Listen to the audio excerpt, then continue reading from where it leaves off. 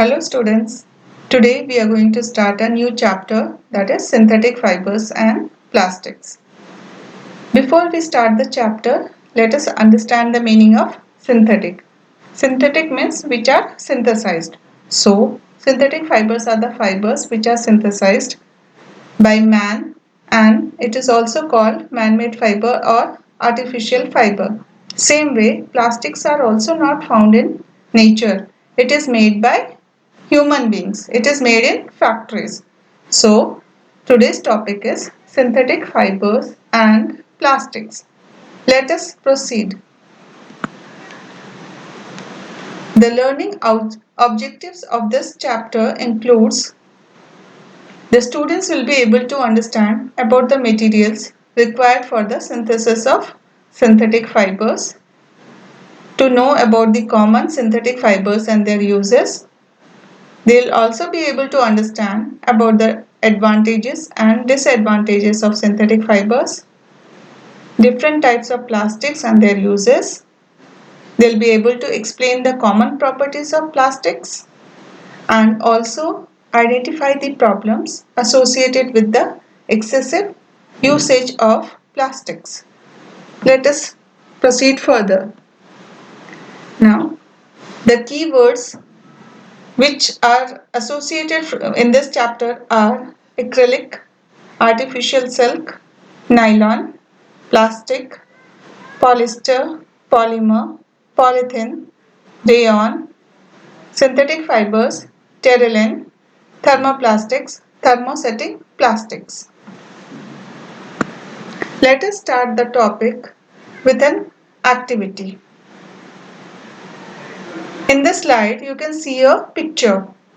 Here, what you have to do is, you have to identify and write the names of different fabrics in the picture. Also, you have to write P for fabrics which are obtained from plants and A for fabrics obtained from animals. Just observe the picture carefully.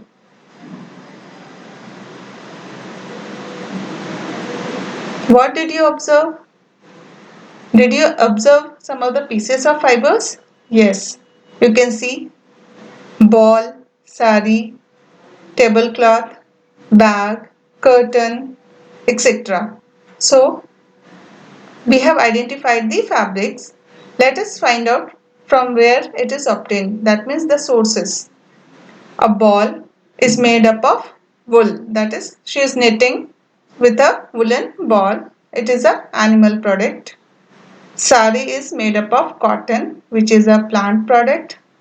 Bag is made up of jute, which is also a plant product. And curtain is made up of silk, which is an animal product. Let us take another activity where we'll be learning about how to differentiate between fiber and fabric.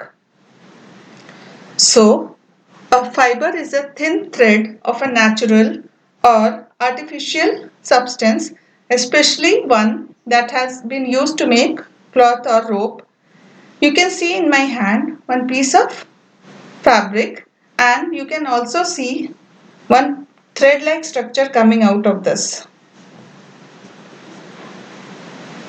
Can you see? So this is called a fiber, and with the help of this fiber, whole fabric is made. So small fibers are woven together to make a fabric. Here is the fabric, and this one was the fiber. Hope you understand the difference between fiber and fabric. The clothes we wear are made up of fabrics, which in turn are made up of fibers. Now, there are different types of fibers. Natural fibers and artificial fibers. Artificial fibers are also known as synthetic or man-made fibers. Natural fibers. These are obtained from plant and animal source, and artificial fibers are made by human beings. Some of the examples of natural fibers are cotton, silk, and jute. Some of the examples of artificial fiber are rayon and nylon. Look at the picture. Some students have pasted the swatches of clothes of natural and artificial fibers. You can see man-made fibers or synthetic fibers, rayon, plastic, velvet, nylon, polyester. Here there are some of the swatches of natural fibers such as cotton, mohair wool, cotton, jute, wool. So hope you are able to find out and differentiate between natural fibers and synthetic fibers. Now let us learn more about synthetic fibers. The fibers made by human beings are called synthetic or man-made or artificial fibers. A synthetic fiber is also a chain of small units which is joined together. Each small unit is actually a chemical substance. Many such small units combine to form a large single unit which is called a polymer. The word polymer comes from two Greek words. Poly means many and mer means part or unit. So, a polymer is made up of many repeating units. Let us try to define polymer. Polymer. When large number of small units combine to form a single large unit, then the large unit is called the polymer. Example of a natural polymer is cellulose. In this slide, you can see pictures of some of the synthetic fibers such as rayon, nylon, polyester and acrylic. In your lower classes, you have studied about natural fibers such as cotton, wool, jute, etc. In this chapter, we are going to learn only about synthetic fibers.